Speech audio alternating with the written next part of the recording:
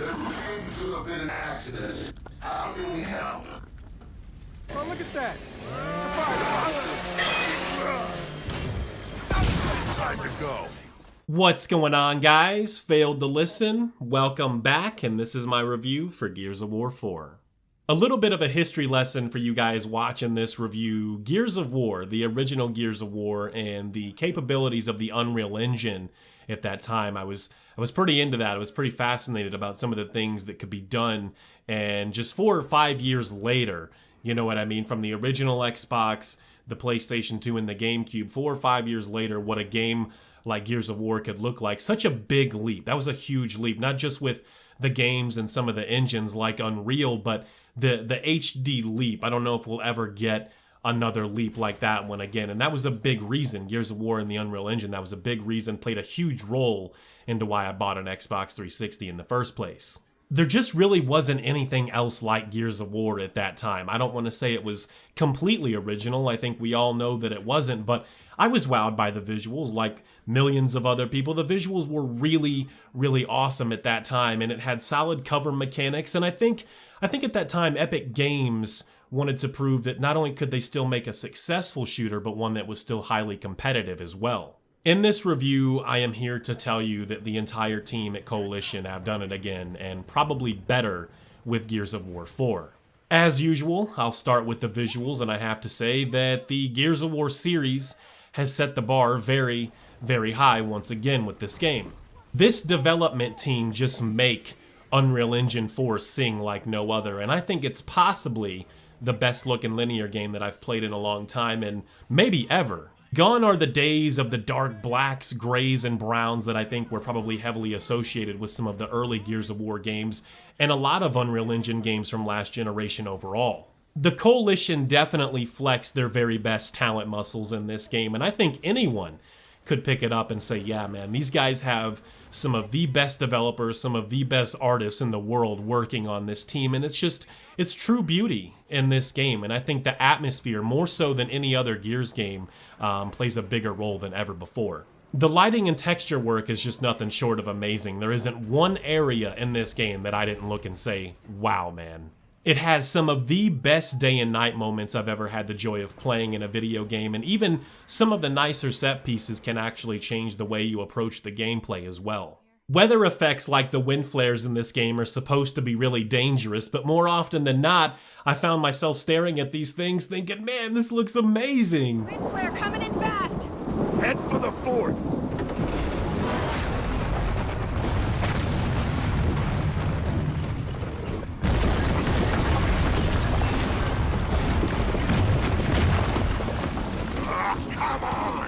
There's a gate! One thing to keep in mind when it comes to linear games is that if your team is talented enough and you do have the budget, a lot more can be done from a visual standpoint, and I think that's exactly what happened in Gears of War 4. There's a lot of nice attention to detail in this game too. I can remember 1 or 2 moments where I would look at my armor or look down at Kate's arm and the raindrops were just rolling down on the armor or rolling down on her skin. I mean, it just looks incredible. I don't know how canned a lot of that stuff is, but it looks amazing. I haven't seen anything else that comes even close to that outside of something like Battlefield 1. The PC version of this game is actually really well done, and I can't find too much to complain about from an optimization performance standpoint. There just isn't really a whole lot there. I think this is going to surprise a lot of people, as it did myself and others, for being a Windows Store only exclusive game. I mean, there's just a whole plethora of settings to tweak for your own visual and performance needs. Like I've mentioned in many of my reviews, if you have a PC that's capable, this is the version that you'll want to get. Things like the benchmarking tool is a really nice touch compared to a lot of other games because it gives you a pretty good idea of where you're hurting at depending on what settings you'd like to use. I mean, seriously, the benchmarking tool is really, really well done, and not many developers will give you that extra effort with something like a benchmarking tool. Outside of seeing Marcus Phoenix and some of the COG armor, this just oftentimes doesn't look like a Gears of War game, and I, for one, think it's better for that. How it plays, on the other hand, is a completely different story. If you thought you were going to play another Gears of War game and not have it feel like Gears of War, you'd be wrong and you probably won't enjoy playing this new entry. It's still very much Gears, and I think as a fan of these games, that fact isn't really a bad one at all. Do the characters often feel heavy? Sure. A little clunkiness with the wall cover from time to time? Sure. But in my opinion, it's still great fun. Most of what you get here is typical Gears, going through the motions, third-person shooting. The gore and the blood effects are probably better and more exciting than ever before, and they give you a real sense of, I just destroyed this enemy. That's Gears, and that's fun as far as I'm concerned, and if you enjoy this series as a whole. If you've played Gears of War before, or you've just played video games in general for as long as I have, you can almost predict when there's about to be an enemy encounter in one of these games, especially something like Gears of War. And I'm not saying that that particular game design is necessarily bad, but I'd say it happens more often in AAA gaming than it should. You'll fight off a new group of enemies known as DBs for the first few hours of the game. There is a nice twist, a nice little spin as to why they're called DBs that I won't spoil here, but they do put up a slightly different attack style than what you've come to know from, say, the Locust. Enemies like carriers and pouncers prove to be a lot more challenging, especially if you play on higher difficulties. And the Juvies, man, the Juvies. I actually like the Juvies a lot, and I think they're a lot more fun to kill than the wretches from the original Gears games. I've actually heard gamers complain about some of these new enemy types, and I gotta tell you, I don't really mind it, and I think it's probably a step in the right direction. I would obviously enjoy killing enemies that give me that classic Gears of War look and feel, but, you know, the particle effects from the DBs and the deaths look nice from a visual standpoint, but blood is definitely, most definitely, so much cooler than sparks from robotic parts. The gameplay isn't always typical Gears or going through the motions of your average third-person shooter. There are some new moves and executions you can pull off by leaping over cover or pulling an enemy out of cover into your direction. I don't know how new these are, but they're new to me. These may have been in 3 because I didn't play the story or the multiplayer for 3, and I never really much considered Judgment at all. The team at Coalition also decided to throw in some Horde mode opportunities into the story and give you a pretty good feel for that. I'm not the biggest Horde mode guy, but I have to say it was a nice change of pace from your typical Gears experience. A lot of the old Gears weapons make a return in this one, and some of the new ones like Buzzkill or Dropshot leave a lot to be desired for me. I found myself sticking to what I know with the Lancer, pistols, and Hammer Burst, but I did like Overkill. I very, very much like that weapon. It does exactly what the name suggests. I normally don't play the multiplayer in shooters these days. They all feel too samey and less about working as a team and more about lone wolfing your way to good kill to death ratios. Gears is different. I've always enjoyed the competitive side of these games. I think the gore and modes like Execution definitely play a huge role in that. I like the idea of once you die, you're dead for that round. No ifs, ands, or buts about it. That being said, while the multiplayer is still really fun to play, especially with friends, this game feels dead on PC. Outside of the crossplay weekend with Xbox gamers that just ended, I searched and searched the different game modes to find no games of any kind. The only way my friends and I could find a game in the PC version of Gears 4 was to do the social quick play option, and that's not what I want to do. And out of all of those matches, I came across a lot of the same players more than twice. Obviously, as a PC gamer, I find this to be very unfortunate, very sad that fans on both sides weren't allowed to play with one another from day one. Again, there's a lot to do here, a lot of fun and interesting modes with a really good selection of maps, but the community just seems dead on PC. If Phil Spencer were to see this video, Phil, do whatever you can to make this happen. Gears of War 4 multiplayer is dead on PC. I feel like the story in Gears of War has always been good. It's nothing amazing, and the writing doesn't really move me in any emotional way. I've never really found myself attached to the characters or anything like that, but I'll say the relationship with JD, Del, and Kate is one that's a lot more interesting than previous Gears games. Sometimes the banter between the three is really well done and amusing. Other times I just simply thought to myself, that was lame. At one point in the game, I nearly died and fell out of my chair at this part that made me think of one of my favorite science fiction movies.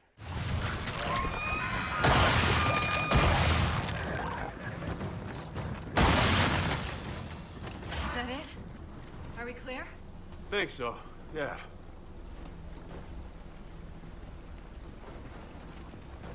Just what I need. All right. Now we're clear.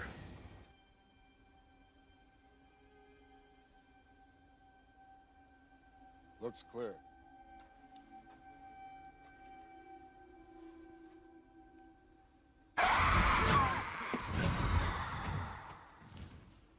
You said clear.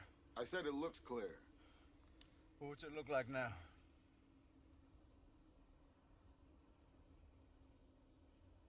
Looks clear. For me, the new characters just seem a lot less dude bro, a little more connected. They have more emotion than some of the other main characters from previous Gears games. The game opens up giving you a little bit of the backstory from Gears of War. Longtime fans, I think, for the most part, will understand, but in my opinion, I don't think they did the best job trying to get newcomers to care about things like Emergence Day or why some of this stuff is important to the Gears universe. And not long after that, we find ourselves jumping into JD's story to understand where these games are heading moving forward. Both JD and Del used to be COG. There was an incident that I won't spoil here that had them reconsidering their stance on things and becoming runaways. They both quickly find refuge with a group known as the Outsiders and make friends with another one of our newcomers, Kate. Did I mention her mom is a badass? So, here's what happens next. Anyone who resists COG justice will be dealt with. Like Settlement 2? That's your choice. You're forgetting one thing. Oh? And what's that?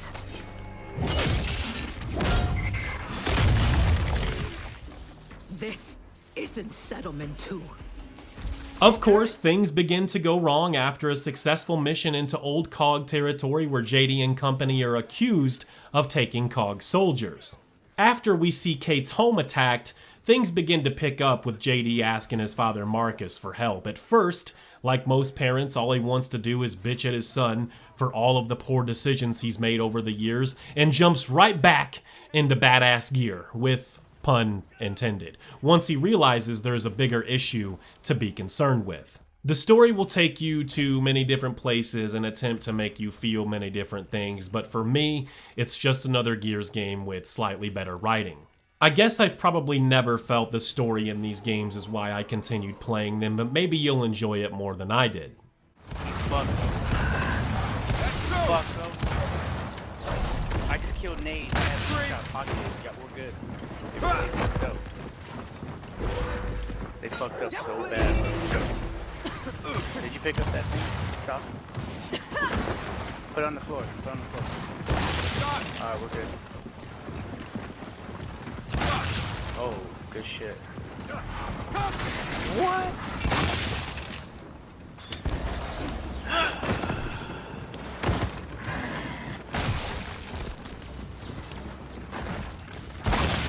Keep spawning me way the fuck over here.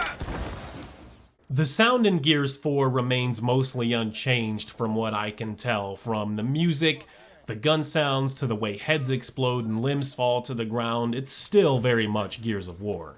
And again, this isn't to say anything bad, the music and the sound effects are nothing but high quality. I didn't notice any hitches or any sort of skipping that unfortunately I find in a lot of other games that put less focus on making the sound quality a high point.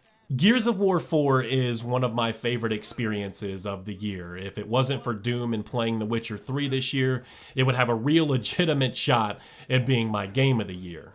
I wouldn't give it any less praise though. From the sound, the gameplay that fans know and love, to the mind-blowing visuals, Gears of War 4, make no mistake, is a great game. If we could move beyond the PC community that feels dead at times and get that patched up, this could become my go-to multiplayer game. You know, it also doesn't hurt that I'm still pretty damn good at these games, and I had a lot of fun playing against the Xbox gamers over the weekend. I think Gears of War 4 is definitely a buy if you're a longtime fan of these games. Hell, even if you're not, this is a very well-made AAA game with little to no technical issues. I find very little to complain about with this game. If the story isn't for you, but you find yourself really enjoying the gameplay, there's a lot to love about the good list of competitive and co-op modes with Horde and being able to jump into the story all the way through with a friend. That's something that's always been a part of Gears. I can't really speak to Judgment because I didn't bother with that one, but that's something that you can always count on with Gears, is being able to play the story with your friends, and that's pretty awesome to me. Is the gameplay as solid as something like Max Payne 3 from a third-person shooting perspective?